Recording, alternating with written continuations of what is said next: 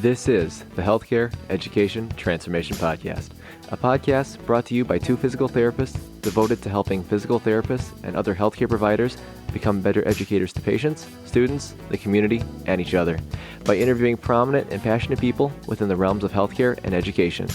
The Healthcare Education Transformation Podcast is intended literally for educational and entertainment purposes only.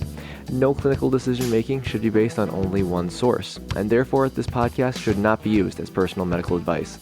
While care has been taken to ensure accuracy, occasionally mistakes and factual errors can be present, as we are only human. This is our journey on the road to becoming better educators, so get ready with your pen and paper as class is about to begin.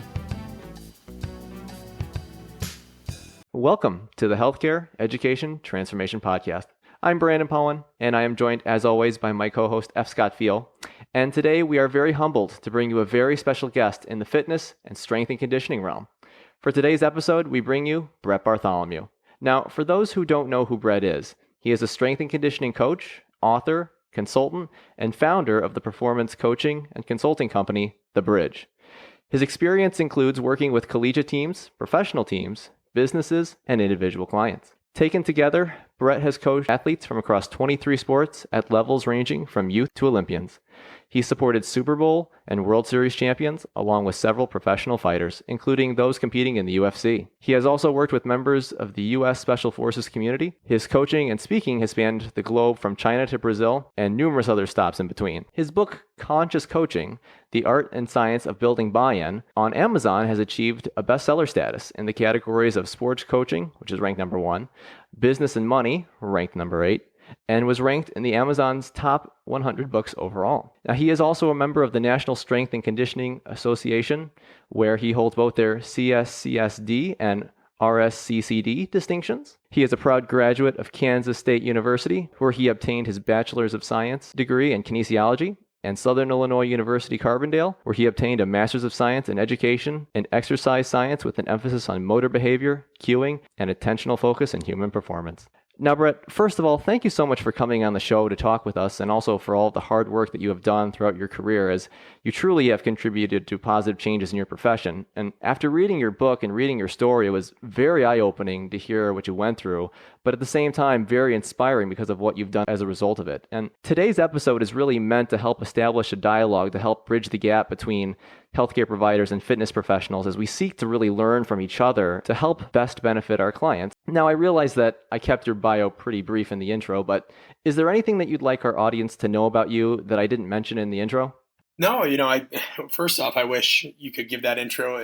I wish my wife treated me with that amount of, hey, here's all the things he's done, right? Like my wife walked the door and she's like, can you quit talking? Because I always come in coach mode. No, I appreciate that. That was spot on. The main thing, right? Like I just tell people I'm a coach, and the longer I'm in the profession, it's funny when you start off, you want all these distinctions, you want all these things. And then later on you realize, no, the word coach is fine for most things. And that sums up, the majority of what we do. I think coaches, teachers, educators, no matter what realm you're in, if you're trying to basically transfer knowledge and do so in a way that helps other people, that's a pretty classic title and one that's timeless. So I appreciate it. It's my honor to be on the show. Thanks again for having me. Awesome, Brett. For our audience in the other healthcare and fitness roles who are not aware of the specifics of the material taught in these educational programs, do you think you could briefly go into your educational experience? Sure, yeah. So I had always been interested in the human body. I go into what got me into that in my book, and a big piece of it is what got me into strength and conditioning in general. But Kansas State University was relatively close to home growing up in Omaha, Nebraska. I knew I wanted to go someplace that had an excellent kind of department from that standpoint, but also was quite a ways from home just because it was a college experience, right? So University of Nebraska is fantastic. And later on in my career, I ended up going to do volunteer work as a strength and conditioning coach during the apprenticeship phase of my career. But I knew I wanted to get farther away from home, Omaha, than 45 minutes. So went to Kansas State University, had a phenomenal experience. I still think they have one of the best exercise physiology or just overall kinesiology programs in the country. I mean, it is very rare, as I found out later in my career as an undergrad, to have the opportunity to work in cadaver labs. Our ex-phys course and advanced ex-phys course was taught by 4 different instructors, all of which whom were subject matter experts in their domain. So, we had a different person give the cardiorespiratory piece, another person give the hormonal adaptations piece, and all these professors were just astonishing. I probably learned more in that from a raw physiology standpoint that I even did deep diving into my graduate domain. My graduate domain was focused more on motor learning. I was really fortunate to find an individual by the name of Dr. Jared Porter. And at the time, I was really just bored with school. And I was thinking, you know what, this is just really a filler between my graduate assistantship coaching responsibilities. I found Dr. Porter and he said, listen, we have a curriculum that can go hand in hand with your coaching. Specifically, it talks about what's called attentional focus. And that basically dives into the science of cueing and how what we say can drive various performance outcomes. So, for example, if somebody's getting ready to do a broad jump, as opposed to giving them an internal focus of attention, which would be based around different anatomical positions, right? So, hey, bend at the waist, load the ankles, knees, and hips, and then spring forward by achieving full extension of the hips. That's a mouthful for most people that are not us, right? And you looked at external focus of attention-based cues, which were always going to be outcome-oriented, such as push the ground away, try to jump to the end of the hallway, focus on jumping to the wall or jump to the end of the tape. Things that just put a different metaphor or analogy piece into, that subconscious, so to speak. And what we found is in most cases, whether you're looking at novice or experts, whether you're looking at simple tasks or more complex, externally focused based cues always enhanced that outcome as opposed to an internal or a controlled condition. Now, of course, there are some studies, especially more recent ones, and one that I did that showed that that's not always the case. So I guess I should go back and bite my tongue with saying always, but the vast majority of the time would be a little bit more appropriate. And the reason, without going too far down that rabbit hole, but I just want to complete the loop here, is because of what's known as the constrained action hypothesis. And basically, if you give people too much information, too much noise, that constrains the motor system. It constrains their ability to kind of internalize and then, most importantly, act or transmit that information in a way that's personal and makes sense to them, what I call talking in color in my book. So anyway, went undergrad Kansas State, went and did some internships. I wanted to get a lot of practical experience, and then it wasn't until later in my career when I went and got my master's degree and wanted to kind of forge ahead in that domain. Wow, that sounds like an awesome journey. I think there's a lot of parallelisms, it sounds like, between physical therapy and a lot of the stuff that you did. I know that there's a distinct process for becoming a certified personal trainer. And is your educational path kind of similar to that between like personal trainers and like the material that you had to go through in kinesiology? Like, how does that kind of run hand in hand? The short answer is no. Personal trainers, as you know, that can be a fairly unregulated field. I mean, I think we all know examples, and you can see people that get online certifications and things like that from non-accredited sources, so I'm not saying there's not good personal trainers out there, but a strength and conditioning coach is a very different kind of field. Kinesiology and the route that I went with exercise science at Southern Illinois University later on was really more, I would almost say, medically driven. When I was taking some of the courses at K-State, that was a lot of what folks went into there was pre-med or veterinary med. If they ended up, after their first or second year, then they, hyper specialize in vet med. But a lot of pre-med, a lot of physical therapy, and folks going that route. I would say I was the rarity. As a matter of fact, I don't know anybody else in my field that I've been able to reconnect with in any fashion that became a strength and conditioning coach that I graduated with. Some of them did get into athletic training, personal training, and things of that nature. But my graduate assistantship, that was completely predicated. The only reason I went to get it, to be honest with you, is after I had volunteered with the University of Nebraska football team as a strength and conditioning coach. That was something that you need to have if you want to continue to coach high-level athletes in the collegiate setting, or even later on. You needed to have your master's degree, just because the field has gotten so competitive with scarce resources, with limited job availability. The master's degree is what makes you more competitive and helps you stand out. So I knew going back to college was going to be my best route to kind of codify my experiences together and also give really strong experiential learning from the standpoint that when I was a graduate assistant, I was an assistant for basketball and football, but I was basically the head strength coach for 5 to 6 other sports, 8 in totality, essentially by the end of it. And so that was really the reason I went, is very specific strength and conditioning experience, but could also get my master's degree at the same time.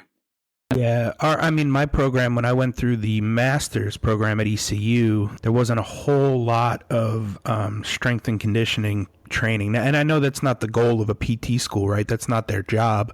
But there are some professors out there and there are some classes in some PT programs that are really doing a good job of incorporating strength training and strength and conditioning. I know Dr. Scotty Butcher up at University of Saskatchewan up there in Canada, he does an amazing job of incorporating lifting into his classes, basically. And you've got to do all the exercises that, he's performing or you're going to be performing for your patients. It would be interesting to see, a lot more schools in the U.S. chime in and let us know if they were maybe doing some of those classes and some of the lifting and strength and conditioning stuff in their PT programs. Because, again, I know they're stretched kind of thin. They run a little low on time sometimes with what they can teach and what they have to teach. But it would be interesting to see more of that for sure. Yeah, what you're noticing across the board is, integration it's paramount in any domain, but it's hard to achieve. And it's not hard to achieve because, people don't have the tacit knowledge and sometimes even the experiential knowledge. It's hard to achieve because factors related to human nature. In my domain, there's a lot of times where I'll support pro athletes in the off season, right? And so not only do I have to work with that athlete and whoever they're working with from a physical therapy standpoint or dietitian standpoint, but oftentimes I have to connect with their coaches. And even their coaches at the vast majority of NFL teams or NBA teams sometimes have communication barriers that they have to break through, within their organization. Because even though you might all wear the same logo, you might all kind of want the same outcome, right? The athlete performing at their best. The fact is everybody kind of is in it for themselves at that level of sport. Meaning if the team doesn't do well, people are going to get fired. They're going to look for people to pass the buck to. And then it creates this kind of self-perpetuating Machiavellian environment where, we did our part in strength and conditioning, but man, like all we have on the athletic training side is this guy just does stim and ice all the time. There's no kind of functional rehabilitation, or the ATCs and the PTs and the strength coaches might say, we all did our part, but we don't feel like the sports science folks were sharing the information. So you almost kind of see this information hoarding, fear-mongering, self-preserving behavior. That's what made my time at Athletes Performance so special. When I was first started off in my career, Athletes Performance, which is based primarily out of Phoenix, Arizona. Now they're called Exos, bit of a different company now, but it was one of the primary and only companies at the time that really did this integration all under one roof in the private sector. So you had strength coaches, dietitians, physical therapists, everybody working under one roof. That was a big part of experiential learning at full scale integration for me, because at first I was down at the Andrews Institute. And so we'd get folks that came back from surgery from Dr. James Andrews, who's, well known and legendary in his side of the field. And we'd have to get these guys, as part of their return to play protocol, as far along in the process as we could, given their constraints. And you had to work hand in hand with the PT and medical staff. So that was an unreal learning opportunity for me as a young strength coach at the time. We do the movement screening, we do all the other pieces, the follow-up care, but you're working in conjunction with a bigger team, which is really what it takes to support today's athlete. Yeah, Brett, you make a couple of good points there. You kind of hit them on them a little bit, but what are some of the biggest problems that you encountered when working with clients that maybe have experienced physical therapy from like a clinical perspective, or, even that team methodology of treating patients? Yeah, well, there's stereotypes regardless of what we do, right? And clinical physical therapists oftentimes get a bad rap within with the folks that I work with, because they just feel like it's this kind of routinized, come in, warm up on the bike, we'll do a few exercises with a tech, then maybe the lead PT will see you for a bit. Okay, now here's your follow-up exercises and out the door. At a high level, those things are done much differently. You're not focused around what the athlete can't do as much as what they can do. So a primary example would be oftentimes we were working with members of the United States Special Forces. They'd come in and, they would have a litany of injuries, right? They could be riddled with shrapnel. It could be affecting hip range of motion, neurosignaling, you name the list of maladies goes on. And you could always tell somebody that didn't have a whole lot of experience out of a direct clinic, because let's say the hip was an issue, right? Let's say they had a right hip issue, either as, as post-surgery or, just a major asymmetry, you name it. And they'd come over and they'd say, hey, no lower body today. Well, now you're dealing with the psychosocial shrapnel, so to speak, of telling somebody that has dedicated their life towards achieving an outcome. And even though something's only wrong with one limb, you've said no lower body, you've limited them further.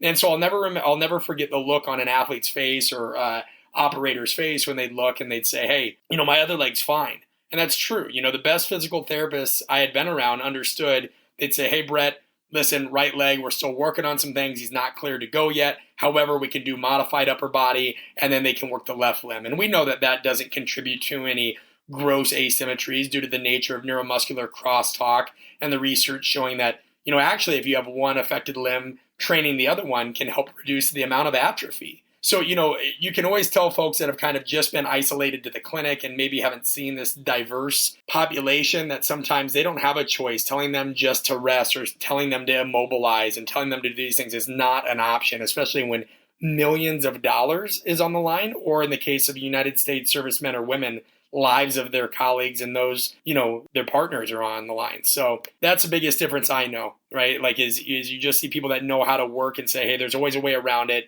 And we can modify and we can address all the weak links while not sacrificing the stronger points.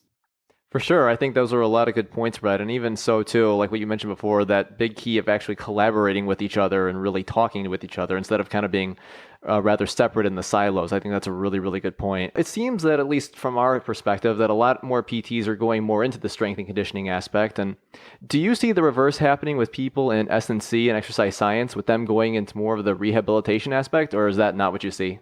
I think it depends. I think there was a lot more of that 5 to 10 years ago. I think that there was this big call to arms that, and this was kind of with the functional training fad that hit where people, what they were calling functional training was more about nuanced exercises than it was really the actual adaptational based outcome, right? And what I mean, just so listeners have a clear idea, because I don't want to speak in tongues, is, a lot of times people thought functional training was, oh, look, I'm on a stability ball while doing a dumbbell bench press, or here I am standing on a BOSU ball while doing a single arm curl to press, and they would try to hype that as this is functional because now we're working not only the muscles, but we're working, on balance, coordination, proprioception, what have you. Well, a deadlift is pretty friggin' functional, right? Like I would guarantee the rest of the money that I'll ever make in my life and my relationships that the vast majority of people around the world are going to pick something up in the next day or two, or perhaps even the next week. So when people would say, deadlift is dangerous, do this instead. Well, no, you have to change your lens of functional. So anyway, at one point in time, I think we had that. I think a lot of people were kind of really infatuated with what they thought was great performance therapy or physical therapy and also strength and conditioning. Now, and you used the term earlier, I think people have really kind of come around after the pendulum quit swinging so much to this idea of, hey, you know what? It's okay to own your domain and then just refer out. Admittedly, that was a bitter pill for me to swallow at one point. Like, I've just always felt pressured that, and it's mainly from myself, right? Like, I'm sure you guys can speak to this. If not, feel free to laugh at me. But I've always just felt like I'm somebody that has to be all things. And that's just my own pressure, right? Like, I want to be good at something because I care about it. I want to learn everything I can about it. Oh my gosh, please let me go. And then what I realize is, when you try to do that, you actually do the opposite. You become pretty crappy at a lot of things. So I just really focused on getting a great network around me. There's some things I'm okay not knowing, and I refer out to close friends that are specialists in those areas. Yeah. Absolutely. Own your strengths and just, play to them. And then it's actually, to me, I've found in my career, it's more beneficial to be able to say, hey, I can't really help you with that aspect, but I know a guy who can, so let's send you over there, No question. And I feel like patients appreciate that a lot more. Yeah, for sure. We just, we live in this society where uber experts, right? Everybody's an expert. Everybody's trying to get their name out there. I have no problems with just saying, hey guys, I'm probably not the best go-to here, or I'm not as up on the research on that as I should be, let somebody else handle that. I really try to focus on physical development, strength and conditioning, enhancing the neuromuscular system, getting people stronger, faster, more durable, and then also the behavioral aspect, right, as detailed in my book. There became a point in time where I just noticed that we're bombarded by more physiological information every day. I think Eric Schmidt, the CEO of Google, at the time that I had written the book, they had said that literally, almost every day now we create as much information as we did from the time up to 2003.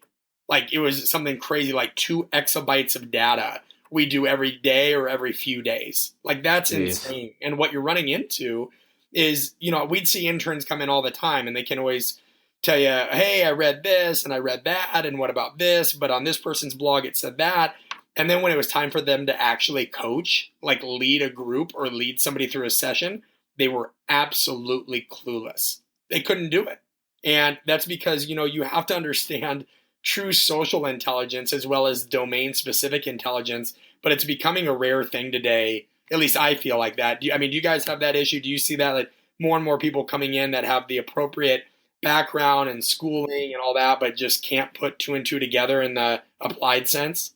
Oh, for sure. Yeah. And I will honestly admit over here that was me when I first came out of school. I've been out for about 2 years and I feel like I knew all this material and stuff. But then I was like, oh my God, I can't actually connect with people. Like I'm missing something totally here. And that's what's screwing me up. So I agree. I mean, and it's a hard road. And, I've learned the hard way through a lot of failure. And then I've, taken courses in education on how to get better at it. And it just seems like the other stuff is important, but I think you're making sure you get that person on board and really understanding them and their needs and communicating into the way that makes sense and aligns with their goals is really the first step. Otherwise, you can have the best treatment in the world, but it's not going to go. Right. Yeah. And I want to be clear because, for anybody that hasn't read the book, and I'm sure there's a lot of them because, I don't, my book's not, I'm not Angela Ducksworth, right? Like it's not being promoted by everybody and it's all over the Wall Street Journal, but it's done fairly well in the domain, right? And the book isn't about warm, fuzzy leadership. Make sure to communicate with people in a way that you'd like them to talk to you. Like the book straight up just talks about some mistakes that some of the world's top professionals have made when leading and communicating and how those mistakes usually dial down to not understanding human nature, not understanding the situation, or not understanding the nuances of what the research now shows about communication.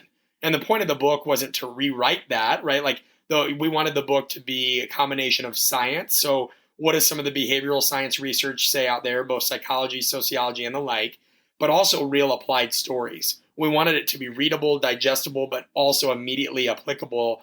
Because, now more often than not, you get a book about communication or working with people or leadership or coaching, and it's almost the same book written over and over again, right? Like, I just feel like we've been inundated with these kind of sing-songy books, and I wanted to write something a little bit more specific towards practitioners in our field. Yeah, for sure. Clearly, there's a lot of research that shows the benefits of strength training for injury reduction, reducing common musculoskeletal problems, and improving many other bodily aspects. And of course, realizing that being a conscious coach and getting your client on board with you and your plan is the first step. But besides certified strength and conditioning and what educational stuff you've gone through, what do you recommend are some good continuing education classes, podcasts, or resources, or whatever the case may be, that you feel have been the most helpful with improving one's exercise prescription and strength training clinical toolbox? Yeah, books. And we could go on for days, right? It's funny. I'm certainly not that old. I'm 31.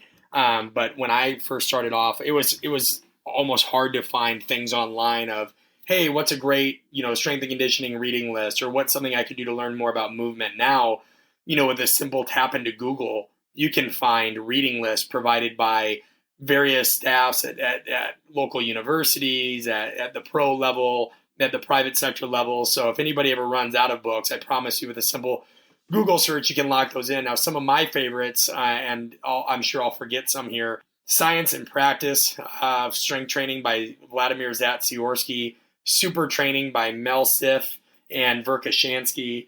You have the earlier, I would say it's now Every Day is Game Day is a great one. Vern Gambetta's Athletic Development. A classic one, and some may disagree, but I thought there was a lot of value to it. The Path to Athletic Power by Boyd Epley. And, of course, you have Gray Cook's books, right, like Movement.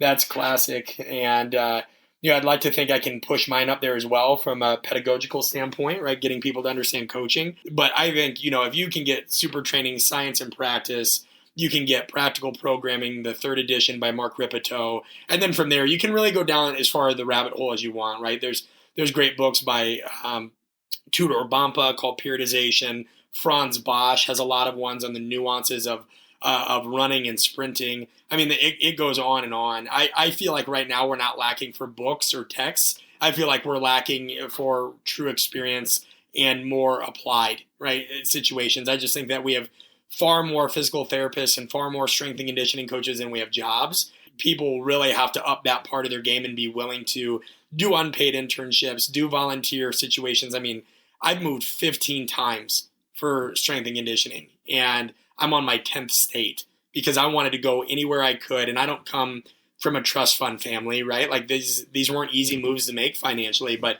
you've got to lock those things in. I'll make it easy, Brandon. If anybody wants more book recommendations, if you just go to my Instagram at Coach Brett B, I put tons of books that I recommend on my feed. All you have to do is scroll back to October of 2016, and I did a whole series of posts where I'd basically put 9 or 10 of my favorite books in one post, lock that in, because I actually get that question quite a bit. And then, some of the ones that I reference in my book are great resources as well. So hopefully that helps. Aside from that, I'm a big advocate on reaching out to strength and conditioning coaches, reaching out to people. There's a great website by my friend Derek Hansen called strengthpowerspeed.com. He is great friends with a world-class physical therapist named Rob Panarello, and you'll see Rob's name mentioned several times in Derek Hansen's writing. But Rob is somebody that really, really understands how to blend strength and conditioning with proper physical therapy, and is a no-brainer for anybody to look up if you're listening to this. Well, Brett, that's actually a perfect segue into our next question. What do you think is the way to bridge that gap between PTs and strength and conditioning coaches? Do you think it's more collaboration, more cross-networking at events, or, what can we do to really bridge that gap? Yeah, I think it's collaboration in general, and I can say that firsthand because when I worked at Athletes Performance, that was what really got me thinking along those lines and really gave me a holistic mindset. Like every day, having to interact with the performance therapists that we had in staff, and every day them having to come over. I mean, we'd have an athlete that, was just now returning to the training floor, was fully cleared. They'd be doing, cleans and front squats and a variety of movements, and the therapist could come over and kind of watch how they were doing and kind of get an idea of like, okay, how they progressing, any pain, any problems. And I'd say, hey, you know what? They had a little bit of an issue with that front rack position, but it was mainly just discomfort. He wouldn't rank it as pain. And we'd be able to kind of figure that out right then and there. Or the therapist would come out in the field when I'd be doing a feet or agility session, and they'd simply say, hey, what's on the docket today? And I'd provide an alternative kind of program that I had written out with exercises all the healthy guys were doing, the ones that were medically cleared in black, and then substitutions for guys that we were kind of easing back into training in red. And I'd lead these sessions, and the therapist would watch and kind of, get feedback real time, and then they'd provide their feedback afterwards. And that was, we were forced into that discussion, whether you wanted to have it or not. So I think it's just crossing that barrier, making yourself accessible. That's huge. You've got to make yourself accessible. I mean, it was a no-brainer for me to jump on your guys' podcast. I was telling a friend earlier about the nature of the show you guys are doing, and he said, so you don't just do podcasts with strength coaches? And I said, well, no. There's plenty of people out there that need this message and understanding of, holistic, being able to work together, and it's all for the good of the athlete or the client or the individual, however you want to term it. So exposure, knocking those walls down, reaching out to people, spending time, driving to local universities or clinics and just asking for 30 minutes of their time, all those things are invaluable. For sure. And I think that was a really good answer and good take. And, from your perspective, Brett, with looking to collaborate and refer with trusted and competent providers, in your opinion, what qualities constitute a great physical therapist?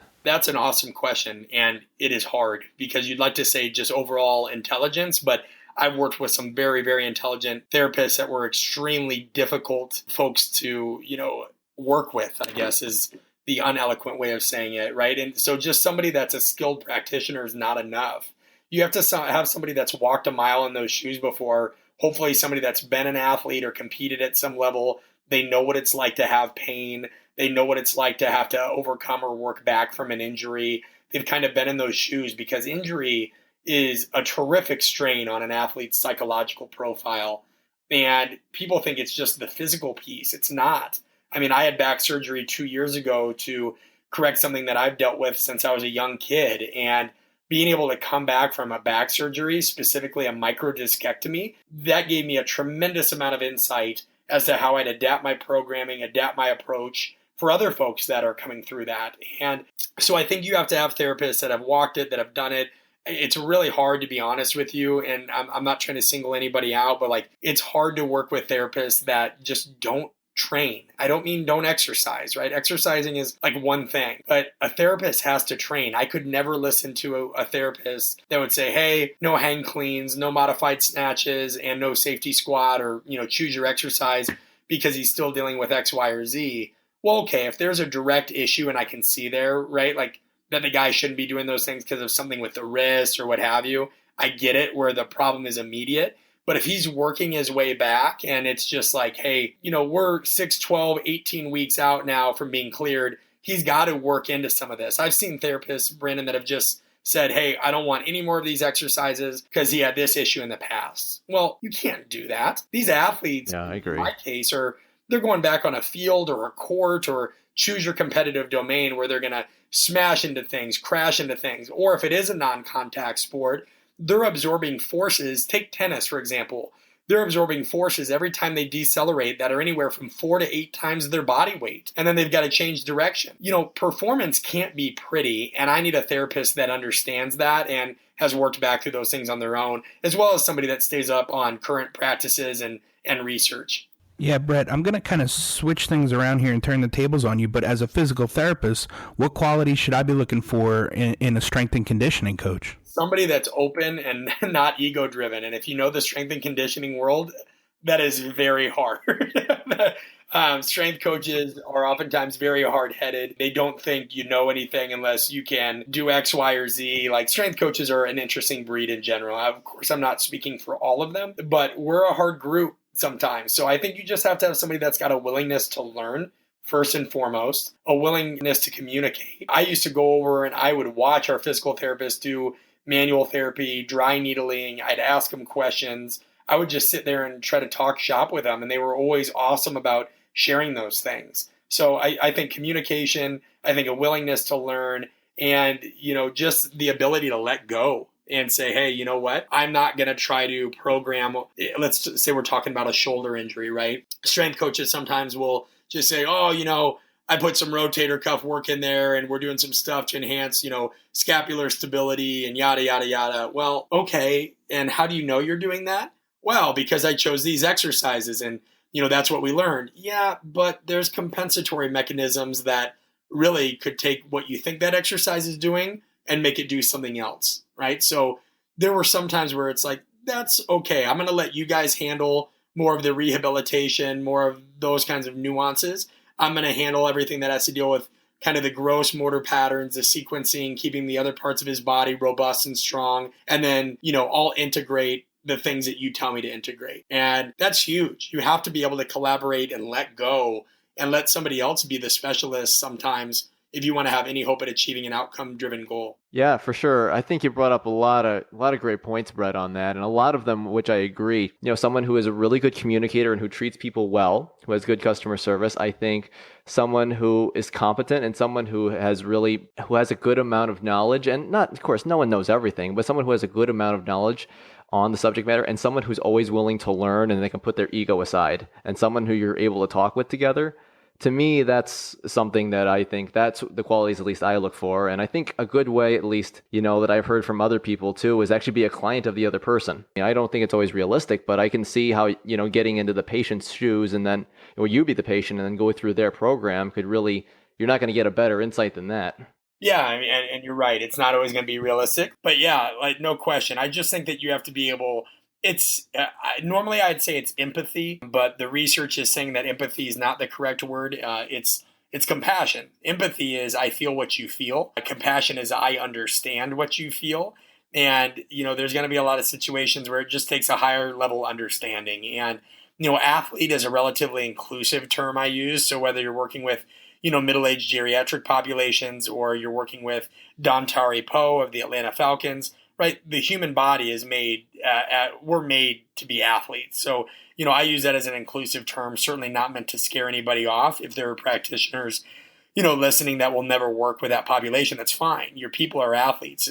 Somebody that's listening treats a CEO of, some small business or a large business that is an avid cyclist, that puts hundreds of miles behind them, in a given time frame, and has suffered some kind of knee issue or low back issue, and it just wants to get back to hitting the pavement. So, we have to be mindful of the terminology that we use. We have to be mindful of the messages that we share, and we have to be mindful of the power, relatively speaking, that we hold on to. You've got to relinquish those things to really create a great supportive environment for the athlete. Awesome, Brett. Great take on that. We like to finish off each episode with a question to each of our guests. If you could change one aspect of exercise or strength and conditioning education or any higher learning, what aspect would you change and how? Yeah, I would, that's a fantastic question, and it's a quick response on my end because it's needed. There is no education on strength and conditioning in terms of formal settings. I think you maybe have a small handful of universities and maybe only 2 that I could name right now that have formal strength and conditioning curriculums. That's a problem because kinesiology and exercise science can give you base rudimentary knowledge of the body's physiological and biomechanical and neuromuscular systems. But I had 0 classes in either graduate school or undergrad that taught me anything about proper program design, exercise selection, or anything of a sort. And if it did, it was old. It was still like machine-based training. Very little of it was ever any emphasis on anything ground-based or not related to a circuit. So, I thought the adaptational-based information that we got was good, right? Like what happens when, humans deal with this kind of stress and that kind of stress. But exercises and proper program design and periodization and planning and all those things can't be omitted because those are the things that we use to derive an adaptation. They go hand in hand. So we need more of a formal curriculum taught by people that have a modicum of experience in those domains because, the texts are just outdated. And I think that for some reason, I'm not sure why strength and conditioning isn't even an option, right? You have all these things for pre-med, pre-PT. People can go and specialize in being ATCs, everything else. But it's like if you want to get into human performance, you're just basically forced to submit to a general route and then go seek domain-specific knowledge after you've graduated. I did 2 unpaid internships just so I could get on the floor and learn how athletes were really trained. And, so that's what I would change. Of course, there's volunteer opportunities. So if anybody's listening and they are interested, please learn from my mistake. And when I was a freshman, I remember telling my advisor, and I love him to death. He meant well. He just didn't know. I said, hey, I want to work with athletes for a living. And at the time he just said, hey, you can open up your own gym or there's this thing called CrossFit. And I was like, well, yeah, I don't think those are my routes, but, I appreciate it. And little did I know that later on, I didn't know the school had a situation where you could volunteer to be a strength and conditioning intern and do this and do that because none of my friends were strength coaches. I didn't have any mentors that were strength coaches. So if you're listening to this, you want to get interested in it, or involved in it, your university very likely offers those internships, whether it's with football or Olympic sports. Go down there and ask. But yeah, I just think more formalized education. It's actually something I'm working on right now with my company, The Bridge, we're focusing a little bit more on the art or the science behind the art of coaching. But we're going to be doing some online courses related to the book, aspects of the book, how to make those pieces more applied to create better skilled communicators. Yeah, so that would kind of be my long answer on that. You can tell I'm not passionate about it at all. I know, right? It's a little irritating, right? It's something that a lot of coaches and I talk about, as part of the reason. Listen, like people are in pain out there. People need help.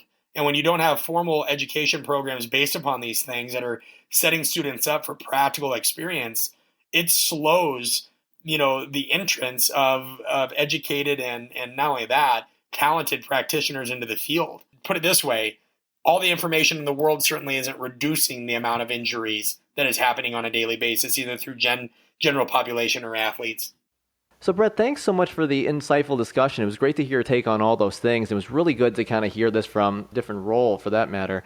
Where can our audience find you online and on social media? Real easy. I'm most active these days on Twitter and Instagram at Coach_Brett with 2 T's, B as in boy. So at Coach_Brett with 2 T's and then B as in boy. That's where I post a lot of everything from thoughts on training to videos and pictures of me training and what have you, you can go to bartholomewstrength.com. If that's a mouthful, just go to bridgehp, as in hello and Paul.com, and that is what we'll be building out soon. So social media and bridgehp.com. If you're interested in my book or further thoughts, you can find that on Amazon by searching Conscious Coaching.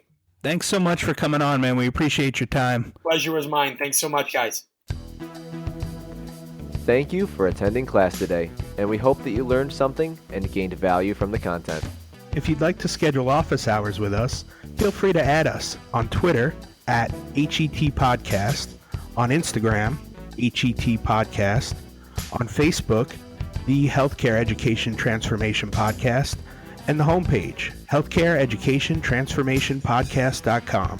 And for those of you following along in the syllabus, extra credit can be obtained by liking us, sharing us, and leaving a review. Let's continue our journey up Mount Educational Success as lifelong learners.